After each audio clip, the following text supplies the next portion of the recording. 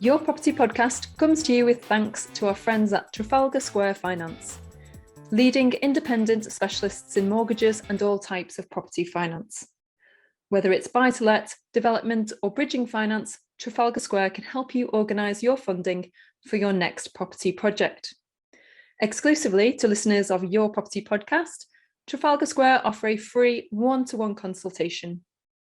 So whether you are a portfolio landlord looking to raise funds on your existing portfolio, or if you're just starting out and want to find out if you are eligible for a buy-to-let mortgage, Trafalgar Square Finance can help. It's easy to book with one of their experienced consultants by simply visiting yourpropertynetwork.co.uk/finance. You can find this link in the show notes for more details. Hello, everybody, and welcome back to Your Property Podcast. My name is Michelle Cairns, and with us today we have got Mary Cullen. Hi, Mary. Hi, Michelle. Lovely to see you again. Yes, lovely to see you, absolutely. And you've kind of just been popping up a few times in the YPN arena in the past year or so, and been standing out for many reasons. One including your design and the experience of your service accommodation business, and you were featured in the August edition of YPN last year. We had a feature on wow properties and how service accommodation operators had created, a fantastic wow experience for their guests. So that's something we'll touch on today. But and also you've been featured in our total service accommodation training program as well, which has been great to have you on board there as part of that community. So first of all, for people who don't know about your background, do you want to just give us a brief overview of sort of how you ended up with the serviced accommodation business? Yeah, I didn't quite know where to start, to be honest. I started my property journey in 2006 in a country called Montenegro, where I went with no experience, just a dream to do property. And I always saw property as travel and adventure, and probably that's what brings me into SA, to be honest. To cut a very long story short, I'm quite a big manifester, and less than 8 months when I arrived in that country, I was looking at this gigantic frontline Venetian palace that I had managed to purchase, literally, which even to today is probably my biggest manifestation. And I had 9 years in that country, where I went from, I just went there as a backpacker all the way through to building luxury villas, one-off bespoke, with a team of builders from Bosnia, all the way to actually having to leave that country due to the mafia and destroying my business and all sorts. And I even got beaten up on site. So it's quite a story. So I ended up back here in the UK in 2015, 16, a couple of small children to start again. Really tough time, really difficult time. I had to work many jobs. And basically, when you've had a dream and you live the dream, I was living the dream abroad. My kids were in private school. I was jumping on a jet ski to go to work across the bay. I was out on yachts and boats at weekends. I had, it was an amazing lifestyle. And then the dream falls apart and you're back. And I was back in West Sussex, waitressing for £8 in the evening. So when people went, hello, I'd be like, they're talking to me. Because obviously I've been in all the fancy restaurants. Now I was actually waitressing. And I got myself back into property. I always had a passion for property. I'm Irish, and my mother cleaned stately homes, and I imagined owning them. Perhaps that's why I ended up getting a palace.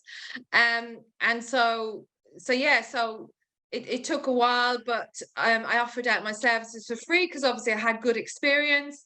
I work with some big people. I'm down here in Brighton. And I basically got into eventually coming out of working 2 jobs, and worked my way that way. And in 2018, I got into rent to rent. As you know, it's a fantastic strategy for people who don't have a lot of cash, and who want to get into property. And I went in to do the essay, obviously strategy. My mother had a B&B. Well, when I say my mother had a B&B, in Ireland, you'd put all the family in one room and rent the 2 rooms out for the summer type setup. And I've just managed from there to get back into developments. I still have rent to rent, and I also have my own SA portfolio, buy to let and commercial. And recently I've moved into apart hotels, and the sky's the limit. So my message is always that, you know what, you can build new dreams when the old ones don't work out. And I'm still out there doing my stuff, and on a different path, but that's been my life and property so far. Wow. Well, not the usual pathway that most people on our podcast have taken, that's for sure. And you say it's a great story. To be honest, it sounds a bit like a film or a book of some sort. We could just have visions of all you jumping on the jet skis and then the mafia coming. Oh my goodness, I can't even imagine. But what does stand out is certainly resilience and creation. Creating, going out there and making it happen in one form or another, and getting back on track when things don't go to plan. And as you said there, just taking that slightly different path, but again, you are at the driving seat really of of your career, your property career. So in terms of you've gone out to Montenegro and you've got this palace. Was that kind of just by chance, or like how did you know that you wanted to do property at that point? I'd had a corporate career. I traveled. I had a jewelry business. And I was with my ex-husband then as well, and I just felt I just loved design and that type of thing. I'd no qualifications in it. I tried to maybe buy some stuff at the time in the UK, but it was in a real growth period at the time. And I saw the program that was called the Hotspots in Europe. So you go and you buy something, and a year later it would be doubled in price. So I decided in my head I was going to find a hotspot before it was a hotspot. And basically I got a backpack and went around Europe and discovered Montenegro, which is now a 5-star destination. It's got the biggest super yacht marina in the Adriatic. It's an incredible place. But when I went in there, it'd been in 20 years of sanctions and the war and what have you. So, immediately I could see it was going to boom. And I love traveling. So it was far more interesting than the trips I have been doing up to Liverpool and going and seeing terrace houses and stuff. I'm like, this is just not, this is not glamorous. So that's kind of what happened. The palace I saw when I was walking by the seafront and had a thought, wow, imagine owning something like that. That was a thought. And then 7 months later, I saw it in it kind of wasn't estate agents, like an advocate's office. And I asked about it, and they said, yeah, it might be for sale. And I went and saw the family, and they said, yes, it was 360,000 euros, which was a lot of money. And I just said, we've got to have it. And, raised finance from the UK, friends and family, and actually went and bought that palace with 2 bags of cash. That's the truth, in a carrier bag. Halfway to the deal, I thought maybe I shouldn't be carrying cash in a carrier bag. Someone could just take it. And we signed. There was 24 owners because all the family own it. And 2 hours later, standing in front of this kind of slightly ruined palace with no roof, thinking, oh God, I've actually got no money now to renovate it. And how did you renovate it then? Well, the problem was it was a listed historical building of a lot of significance. So I had to put it through heritage and what have you, and finally got all the planning on it. And then we hit the massive crash. Right. Destroyed the market overnight, basically, literally. And eventually I sold that palace in 2010. I did the grey phase work, which was the floors and the roof and all of that. But I couldn't at that time, and I think everyone would agree, just could not raise the finance to complete it as a luxury. I sold it to a Russian oligarch who put another 1 million into it. And I sold it for 980,000 euros. Yeah. Okay, right. So lots of learnings, and you came out of it on the other side. doing all right from Absolutely. it. So you mentioned before about, you know, design and how that's played a huge part in your property journey, and even prompted you to go out and actually, it's almost like the design came first and the property came second, right? Yeah, I think um so. so, and you know, working with service accommodation, that lends itself, of course, to creating that experience much more so than single lets and HMOs. So do you want to talk to us about the rent to rent part? Because I know a lot of people listening will be thinking, okay, this is, you know, the stage I'm at, want to look at getting started. I haven't got you know, much money, I don't really have access to many funds or resources there. So how did you get started with that, and why did you do rent to rent with HMOs or SA or both at the beginning? Um, no, so the rent to rent, I'd obviously heard about rent to rent. I signed up to do a course in it, but I also felt sometimes you do a course and you don't take action. So I True. thought, well, I'll try and source a property before the course, so that when I'm on the course, I can say, oh, right, I'm having all these problems with this, that, and the other. So that's basically what I I love it. did. Which is crazy. The property I got was just an awful property with damp and all sorts of issues. I put a lot of money into it. It was actually in Liverpool, so I traveled up to get it. I kind of talked it to the agent, and I didn't do it correctly. I will say that it was on the wrong. It was on the wrong contract. I had kind of bent the truth in as far as said, well, I won't always be staying there. There will be some other people, and you know, I was too scared to say, because I felt as well I'd had a lot of rejection, because they'd go, oh, are you doing Airbnb? And then that kind of closes down the conversation. So I secured it, basically, got it up and running. It is also an easy strategy to get angel investors, because for True. 5 or 6 grand, you can get it Yeah. up and running. Most people, you know, family, friends have got that amount of money. So I do say to people, don't even want, if you haven't even got the money for your first rent to rent, borrow 5, 6 thousand, pay it back over a 3 year period, interest and capital, and you're up and running for a couple of £100 a month. And source the furniture yourself. Don't, you know, just do a real lean, mean startup, put the energy, put the time in, and you can get you going and get you started. So that's kind of what I did, to be honest. And it did go really well until I got a call from the agent saying that the landlord had found it on booking.com and they had reported me to the police and Liverpool City Council. Oh no. And I was like, oh my God, here we go, Mary part two in her history. And to cut a long story short, I had Liverpool City Council turned up, and I decided to put on a high tea, because I'm all about like service and show people a nice time. I'd made the house beautiful, and I thought, well, if I give them really good hospitality, and also I'm all about thinking on my feet, scones and all the rest. And actually, it worked so well, because they sat down. The agent had come. The agent was totally against me, and we're all sitting having lovely cream tea. And they're like, "Oh, we really like what you've done with this property." I said, "Do you want to see the pictures of it before?" And I showed them the 4 pictures that I got from the landlord. And then I explained to them, and they actually thought it was a HMO without a license. Oh. And they said, oh, we don't really understand this. So I actually educated them. And she said she was going to go back and tell all her colleagues. So to cut a long story short, I managed then to deal directly with the landlord.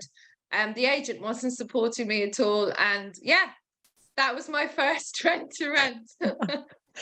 Sometimes you just got to do what you've got to do, right? And you know, as long as you're not, no one's like breaking the law here. We're just bending the Yeah, contracts, and yeah, I mean, yeah. sometimes it's to get going. And as you said before about, you know, borrowing the money for your first one, like I just find so often that once people get their first deal, they get the momentum, they get the belief, they know it's possible, and then that gives them so much confidence to, and a track record as well. They can share it on social media. They can go to the agents and say, "This is what I'm doing. I'm already set up. I'm already operating," and they can talk from experience rather than just theory. So, yeah, I mean, we can see that you're just, you know, you're again just going out there and making things happen, and and then so you chose Liverpool. Is that just because of the cash flow? Just you thought it was the best ROI Yeah, means you're down initially. in Brighton, aren't Yeah. you? Yeah, I mean, I've got holiday lets here now in Brighton. I think what you've got to remember is the higher the rent, the more difficult it is to make it stack. So obviously, if a house is or was, or it is now £700 in Liverpool, that house will probably be 2 grand to rent in Brighton. So that's not going to work, if you see what I mean. So I kind of went up there for that reason, to be honest. And also there's less deposits, less, that kind of thing. And I could get more bedrooms because I wanted to do the contractor market. So now I actually own SAs myself in Liverpool as well. I've got rent to rents here in Brighton because some of my rent to rents in Brighton are 500 to 600,000 pounds to buy. Yeah, So true. the one I'm sitting in now is one of my rent to rents here. And Wow. this is a 2 bedroom maisonette. And this is £1,300 a month rent.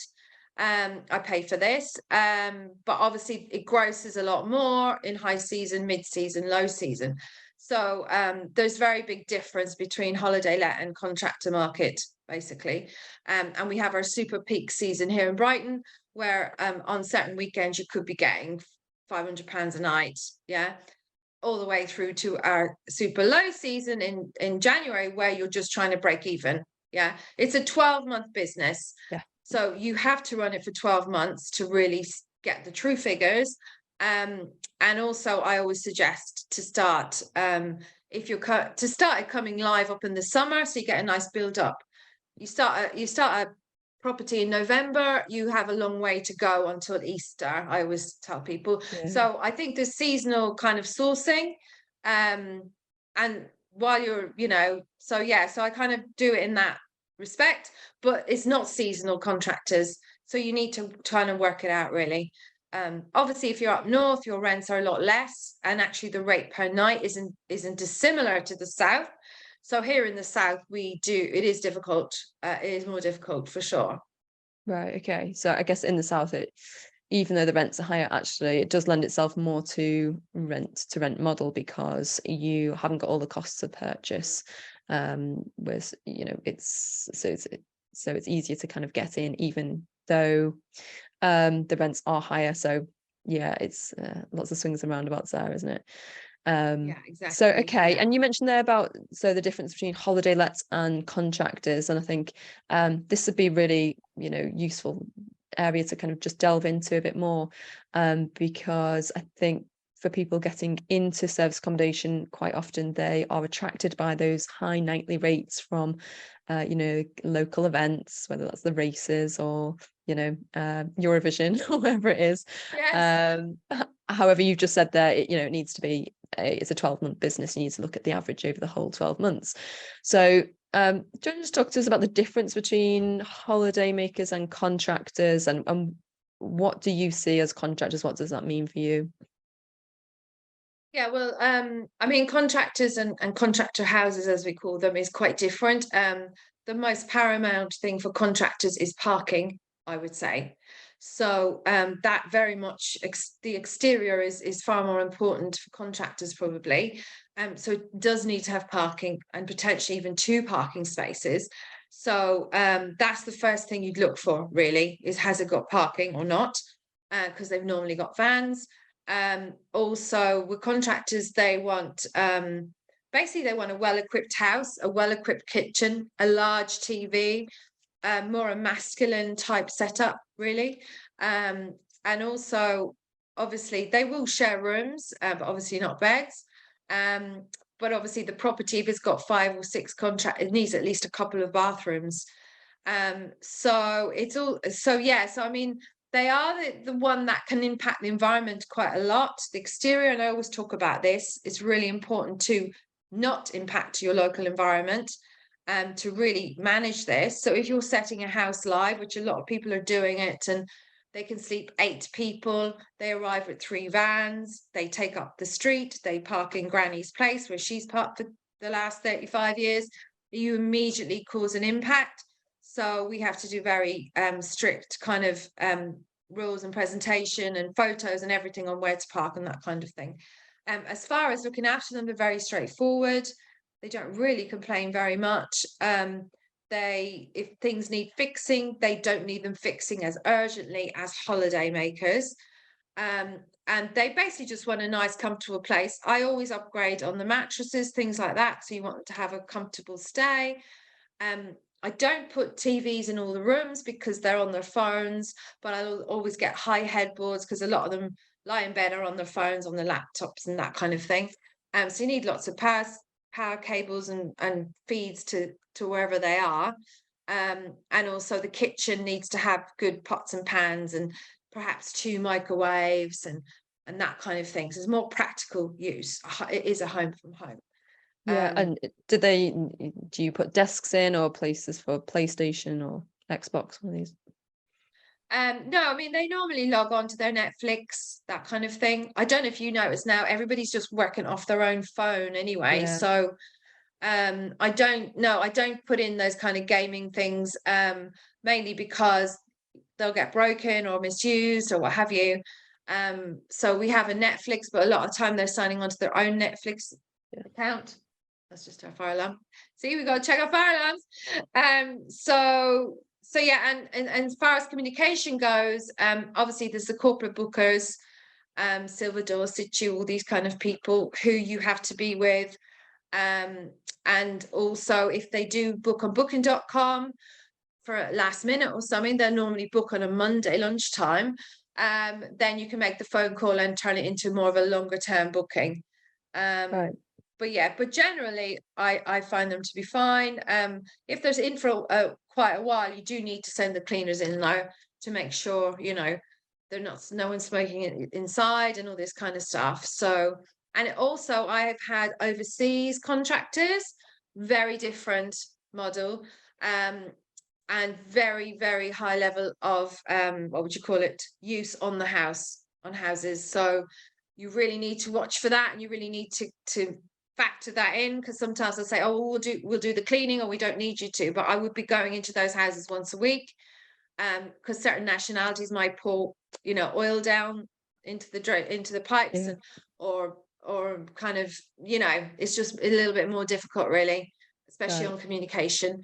So again, you have to think, well, who's coming in, where are they from, what are they doing, are they first phase, second phase, that kind of thing.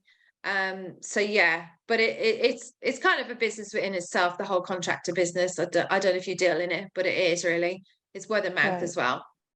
Yeah, I was going to say, so you mentioned Silverdor there as one of the companies that you can go through to get contractors. It's not, do you advertise on booking.com, Airbnb as well as Silverdor? Yeah. And do you have Yeah. any direct direct companies that you work with? Yeah, we do. Yeah. So we have Situ, Silverdor, yes, they bring in some things, but we also work with some of the larger kind of local companies and that kind Yeah. of thing. And also on sites, we see what bills are coming up. And in industrial areas, the industrial sites, that kind of thing. So it's definitely an exercise in itself, once you're up and running, is to work out all the companies in the area, to call them up, to converse with them, the obviously hospitals as well, that kind of thing. So yeah, there's lots of avenues. It's a business that will grow. So I do think people are trying to make a buck too quickly in SA. Yeah. SA is a long-term business. And to be starting where you want to be like just getting by, cash flowing okay, and people's expectations is from day one. No business from day one makes its maximum. Yeah. True. Yeah. And SAs are no different. Contractors do speak among themselves, especially on build projects. So they will say, oh, we stayed here, is quite nice. And so you do have leaflets. Make sure you have leaflets at your property. They can take it, that kind of thing. And also, we leave them a gift or some beers in the fridge, or that kind of stuff. So it is looking after your guests, to be honest. But it can be a little bit tricky because it can be booked by the people at the office, and then the guys that are coming, you don't have their number. So communication sometimes a little bit more difficult. But in terms of guests and service and stuff, it's definitely a lot easier, I would say, than holiday lets. Yeah. Yeah, it's more straightforward. And you mentioned before about you're looking for more longer term arrangements. So how does what's longer term for you? And do you have them on a license agreement then, or because if you've not come through a Airbnb, for example, how does that manage work with contracts? Yeah, so I mean, basically by the rules, short let is a 28-day. So a lot of people are doing this, but you should be just doing your invoices and contracts on a 28-day. Yeah. And then when that 28-day comes up, Right. you can then extend it. So we do have people in for 6 months, 3 months, that kind of thing. But we have to keep to our strict 28 days, if you see what I mean. Yeah, so they just We renew. Yeah, exactly. Yeah. And that covers us insurance wise and what have you. But we are very, because you can get a long booking, and they come in and they're a nightmare. They're not looking after the property or something. So that's why we're very much more like, okay, we'll give the 28 days, and then if we'll go in at halfway point and decide if we want to keep them, because it might not be worth it if they're not actually looking after your property, to be honest. So Yeah, of yeah. course. And do you have a contract with the contractors themselves or with the company? We have a contract with the companies Right. mainly. Yeah, yeah. Yeah. Contractors Um, themselves sometimes, like Sparkies or different types of trades. We will invoice directly. They'll come normally for one night or something, and we'll convert them into longer term. And then we'll invoice them as well, basically, right. Yeah. through Stripe. So we have that all set up, and they pay by card and that kind of thing, and they're invoiced. So it depends really, but the bigger ones tend to come from the overseas companies. Yeah, Right. yeah, That makes sense. yeah. And so okay. And in terms of like the difference then between holiday makers as a business where you've got typically they're coming at weekends or in the school holidays, that kind of thing. So do you have properties where you have both? You know, one property that serves both of them? Or do you just have properties that are, targeted at different guest profiles? I mean, I would say every SA provider will in the period they have a property, they will get both. Definitely. Yeah. So I've got properties in Lancashire and things like that. And with the parking, I get contractors, but then on weekends I do get people coming. In Brighton, I'm in the centre. A lot of the properties are in the centre. So it is more weekend market, but I get more the corporates, like people are working for American Express. They'll come during the week. But yeah, mainly you're one or the other, I find. Also contractors, if your place just looks too styled and too what have you, they won't book it. You know, they're like, no, we're just going to get in trouble there, or we don't want to be in that kind of place with all the velvet couches and all that kind of thing. It'll be too much, it'll be overspec really. So yeah, but obviously it was a bit different in COVID, but yeah, mainly in Brighton, it's holiday people. And we're close to the airport and stuff like that. So it's a different type of guest. Yeah. But we may get more corporates than contractors, I would say. Okay, so what's the difference between the corporates and contractors in that area for Corporates you? are going into offices, so they're Right, here on work. Yeah. So they got a higher price per night because they could go and stay in a hotel. They're on, right, over £100 per night, or whatever they're on. But they want more of a home from home because they want to cook and they just don't want to be in a hotel for a week or yeah, something. So, and again, they want something which is American Express are mainly American, so they want something that looks really nice, and they're not going to stay in a property outside of town with parking. They don't need parking. They haven't come by car. So it's very important to understand the avatar of your different types of guests. I always try and design properties so it caters for 3 types of guests, really. So you tick the box for each one. Not always easy to do that, but you need to be ticking the box for at least 2 different types of avatar guests. Yeah. yeah. I was going to say, how do you do that? So do you just bring out the fancy stuff for the holiday makers and put it away when the contractors are there? Well, we have different photographs. So Okay, on booking.com, on Situ and Silverdor, the images I send them are different. They don't have all the colourful throws and all that kind of stuff. Then the images we would have on booking.com, Airbnb or Vrbo or something are more styled, more holiday images. Yeah. So it's the same product, but just marketed differently, really. And when people turn up, are you asking your cleaners or your property managers to put these things out and then take them away? Yeah, I mean, if we've got contractors coming in, um, it's in our booking requirements and what have you, and what type of guests they are. So we grade guests differently, if you know what I mean. Yeah. So it'll be like holiday, corporate, contractors, that Right. type of I thing. see. Yeah, yeah, Okay. And yeah, the corporates, they're just staying for typically like a couple of nights maximum. They're not going to yeah. be there for 3 months, are they? No, So, no. right. Okay. Yeah, we have a That's lot of interesting. conferences here, conference people coming to Brighton. Right.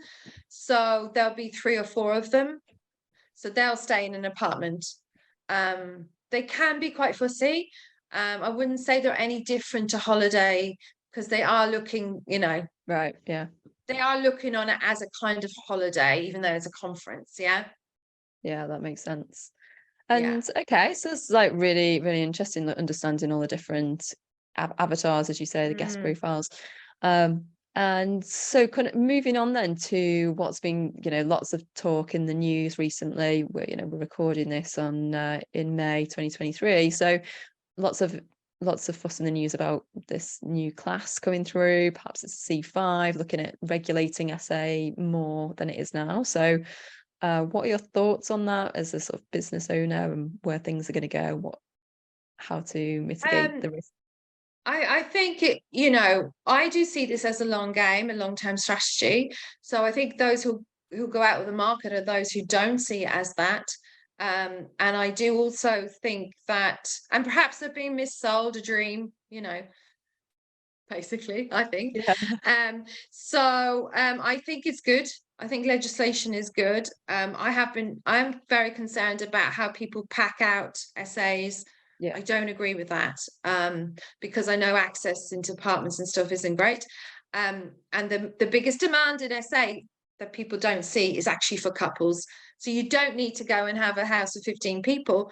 You can actually have smaller products and have a much longer term market, if you see what I mean. So yeah, I think legislation is good. I'm a little bit concerned for those in the rent to rent business, because will landlords push that into a change of use? Probably not. I wouldn't say they would, actually. However, I would say that's a time. Anyone in rent to rent, it is not a long-term strategy. Yes, it's yeah, a strategy to get you in, to get yeah. you used to True. it, to show what you can do, and to go out there and get more investors if you don't have the money yourself. Yeah. I completely agree. And you just need to have that in your contract with the landlord, that, if legislation does change and they're not willing to to comply with the legislation, then that's a clause there for you to exit. And you just need to make sure Yeah, you're not putting too much money up front. Um and then you can get out of it definitely. if you need to. Yeah, I completely agree. It is about getting Definitely. started. And Yeah. And yeah, be aware, people need to be a little bit aware, because people are putting in too much money up front and buying yeah. all sorts of expensive packages, and when they look at it, they're like, actually, I could have bought myself a 2-bedroom house. I've got the same Yeah. deposit. True. So it has a ceiling, it has I look at it a 3 to 5 year strategy. But definitely within the next 3 years, this class use will change and stuff. But ultimately, it's buying property in the right class use, like apart hotels or Airbnbs. Um, it's like anything, like HMOs wasn't heavily legislated. Now it is. It's just natural progression. I'm surprised it hasn't happened sooner. And we get a lot of bad press, especially in Brighton with party houses and stuff. But there's so many amazing people in this industry. It's a gigantic industry. I do think there's a bigger narrative. There always is. And they're trying to get the power back into hotels. Mhm. And we've had asylum seekers on one end. They're saying they're in hotels. Then we've had people opening all their, B&Bs and their apartments and what have you. So I think it's the people who use it to live in and then rent it out, which is kind of the background of Airbnb to start with, has kind of gone the other way. And so yeah, it's going to happen. But that's property. You've got to pivot. You've got to be really flexible. If you want to get yourself some kind of safe little kind of property life, it's not there. I Yeah. don't think. And it should be exciting. It should be moving and pivoting and learning new strategies and what have you, I believe. Absolutely. It's And all it's about getting, exciting. yeah, Yeah, getting involved with your yeah. eyes open. You understand the risks, you understand what's going on, and mitigating them where you can. But as you said there, rent to get you started, and then you can move on to purchasing. So that's what you did. How did you transition then from the rent to rent model to buying your own properties within your portfolio? So I think as soon as you kind of get going and get some images out there, you've got something to talk about. Otherwise you're going to networking events and things with nothing to talk about. So, and also I offered out my services for as a designer. I'm not qualified. I've never done a day's design work. I've never studied anything in my life, but I have a natural ability for design. So yeah, so it's just, finding the deals. I've got the time, bringing in investors, I'm always looking for good deals and what have you. So I feel I kind of created my profile first. And also I really help people. I met a man on a train station one day and I set up his granny annex because he had no money in over a weekend and stuck it on Airbnb for him. It's the first thing I did actually, and he makes an extra £600 a month. He didn't have, didn't want anything for it. I was happy for the experience and to help him and to show him that this worked. And I helped so many people for free in conversations and what have you, because it'll come back, and it does come back. So just lots of opportunities, people wanting to work for me and me to work with them and stuff. And yeah, I'm working on some really big things right now, which I would have only dreamed of really. But it just seems quite natural progression. And I think go start and rent to rent and move forward, but always in the back of your mind, you're trying to find investors. Not to find investors, find people that you can build and grow businesses with. Yeah. It's Yeah. easier to find investors, JV partners. It's a bit more difficult to find good ones. you That's know. true. Yeah, and find ones where you're aligned as well, and you want the same Yeah. things out of the Your journey. Yeah, values. for sure. Yeah. Well, Yeah. before we move on to it, because I'm excited to hear what is next, but for anyone who is listening to this, actually, if you have a look at our YouTube channel, then you'll be able to see where Mary is sitting, and it looks incredible. I think this idea that, oh, you need to be qualified, and that's fine if you want to be a heart surgeon, something where you actually do need to be qualified in that arena, but actually just your talent, your skill, and your experience just speaks volumes. Like you don't need to have a piece of paper to prove that you have the talent there. So again, just another example of how you're like making things happen, and clearly a very abundance mindset there of just giving back and helping people along the way. And that attracts a certain type of people to you as well. People want to be part of your journey, and support you and see Yeah. what you're up to. So that leads us on to what is next. Yeah. Well, I've just been finished with a couple of JV partners, hotel in Hull. Yeah. 28 Oh, bedroom hotel. wow. So that's going really well. We're now just working on the co-work space. I'm designing the co-work space underneath this, the cafe, the gym. And also with this space, what we've done is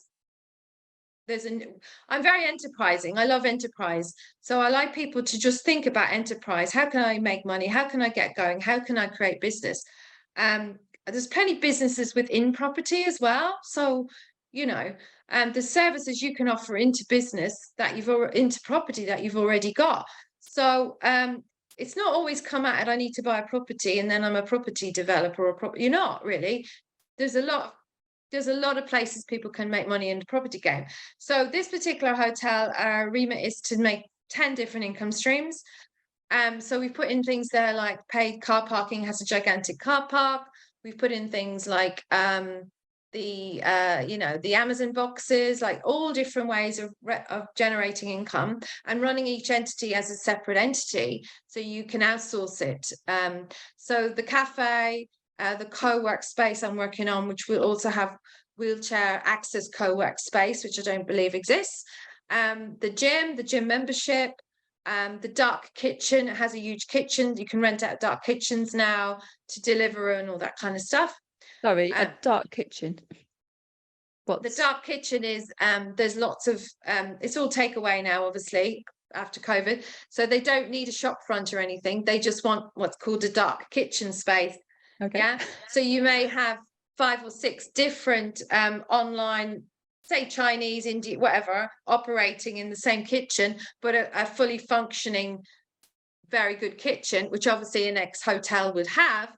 And it's called the dark kitchen. So they rent the space and use the big freezers and all the rest, and then they deliver all the food out from that, but it's not operating as a hotel restaurant. See what I mean? Wow. So yeah, it's interesting, right?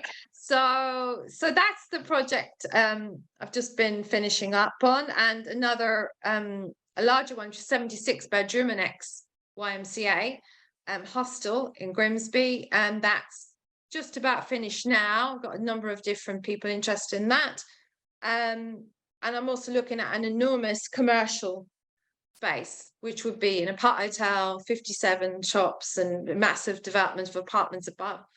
So and I'm still looking for things in Brighton. So yeah, I see, but this, I'm moving more into the commercial side. There's great scope there.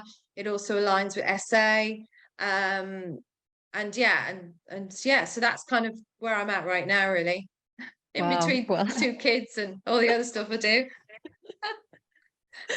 I was going to say it's like really exciting, but I can't imagine a point in your life that hasn't been exciting and full of adventure. Well, I mean, yes, but I would also say, Michelle, like, I have struggled with mental health. I grew up with a mother who was severely depressed and major mental health issues. Nothing's come easy to me. There's no backstory, there's no hidden dad with a load of inheritance. There isn't, and I've really battled the voice inside of me that says I'm not enough or not good enough and stuff. And you just got to silence it. But through a lot of work and meditation, I'm a very spiritual person. It's all about creation. So don't try and fix or sort stuff out. Just go out and create something. If you always just think in that respect, that's actually, you're creating your life, you're creating. Most of us are spending our time trying to fix something that we think is broken, ourselves, a relationship, a business, whatever. Don't fix things, just create new things. And if you look at any of the billionaires in the world, they're all creators. We're all creators, right? But we can create a lot of crap, or we can create a lot of great stuff. Just be aware that you can keep choosing to create great stuff. Yeah. Wow, I love that. Do you know what? I just want to end on that point because it's fantastic, really inspirational, and thank you so much for sharing your fascinating journey. It's been an absolute pleasure to kind of have that insight, and just we went down so many rabbit holes. I mean, I think we could just be talking all day and I'm just sorry, Michelle. No, it's lovely. It's great to just have like your inspiration and have just your journey there to show people it can be done. It hasn't always been easy, but as you say there, just go out, create it, make it happen, and with it that comes a huge positive energy of getting that momentum and getting that just the possibility, making it all real. So fantastic. Thank you so much for your time, Mary. And no, it's been great. Thank you. Well, I usually say at this point, for everyone who is not yet a subscriber to the magazine, please click the link in the show notes. If you are already a subscriber, then you can go back through our back catalogue of articles and you can have a look at Mary's article from last August. Also, we are putting together a new article for later on in the year, so do check that out as well. Again, the link is in the show notes to sign up. So that's all for now. Thanks again, Mary, and we'll see you next time. Brilliant. Thank you, Michelle.